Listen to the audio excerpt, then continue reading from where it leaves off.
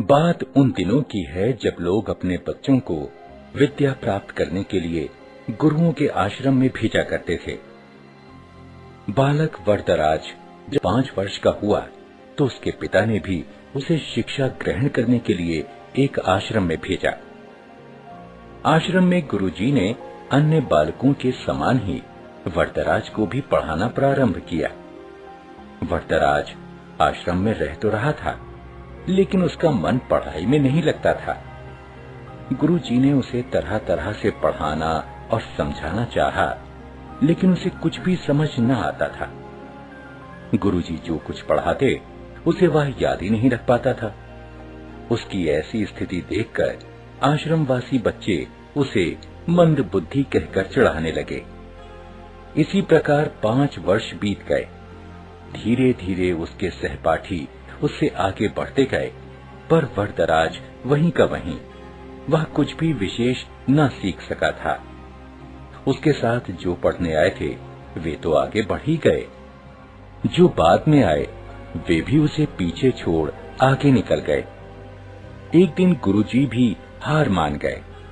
निराश होकर उन्होंने वरदराज से कहा, बेटा वरदराज, मैं समझता हूं कि पढ़ना लिखना तुम्हारे वश की बात नहीं है। जितना प्रयत्न मुझे करना था उतना मैंने किया, पर मुझे लगता है कि विद्या धन तुम्हारे भाग्य में नहीं है। इससे अच्छा तो यही है कि तुम अपने घर जाओ और वहां का काम काज देखो। वरदराज असमंजस में पड़ गया। गुरुजी के मना करने के कारण उसे अपना भविष्य अंधकारमय लगने लगा। उसे यह चिंता भी सताने लगी कि घर लौटने पर उसके पिता क्या सोचेंगे। गांव के लोग भी उसे मूर्ख महामूर्ख कहकर दुत्कारेंगे।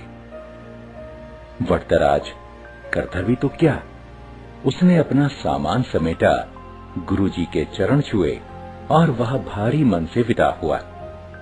वह उदास होकर अनमने भाव से चला जा रहा था। घर वापस जाने का उसका जरा भी मन नहीं था, पर कोई और ठिकाना भी तो नहीं था। कहां जाए क्या, उसकी समझ में कुछ भी नहीं आ रहा था। वह सवेरे चला था और अब दोपहर हो आई थी। रास्ते में खाने के लिए गुरुजी ने उसे थोड़ा सत्तू दिया था। उसे भूख प्यास भी लगाई थी। चलते चलते उसे एक कुआं दिखाई दिया। वह पानी पीने के लिए कुएं पर पहुंचा।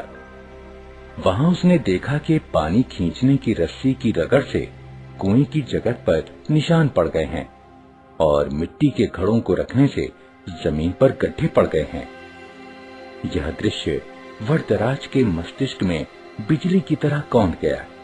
उसने विचार किया कि जब रस्सी की बार बार रगड़ खाने से कठोर पत्थर पर निशान पड़ सकते हैं, तो क्या लगातार परिश्रम करने से मैं विद्वान नहीं बन सकता?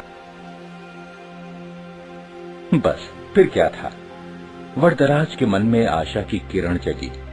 वह बुदबुदाने लगा, मैं भी लगातार परिश्रम करूंगा, अपने पाठों को मन लगाकर बार बार पढ़ूंगा और उन्हें याद करूंगा। फिर देखता हूँ कि मुझे विद्या कैसे नहीं आती। वरदराज ने कुएं पर हाथ मोड़ा और गहरी सांस लेकर आगे की ओर बढ़ा। अब वह सभी प्रकार की चिंताओं से मुक्त था। इतना कि उसे भूख प्यास की भी चिंता नहीं रही थी। वह तेज कदमों से चल रहा था। अब वह दूसरी ही तरह का वरदराज था।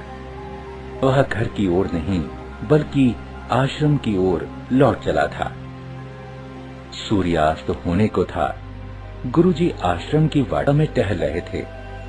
तभी उन्होंने वरदराज को आते हुए देखा। उन्हें लगा कि शायद आश्रम में कुछ छूट गया हो, जिसे लेने वह लौटा है। वरदराज ने गुरुजी के पास पहुंचकर उनके चरण स्पर्श किए।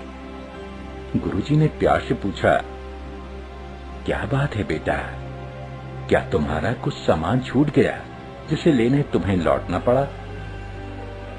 वरदराज नम्रता पूर्वक बोला, हाँ गुरुजी, मेरी विद्या यही छूट गई है, जिसे इस बार मैं अवश्य लेकर जाऊंगा।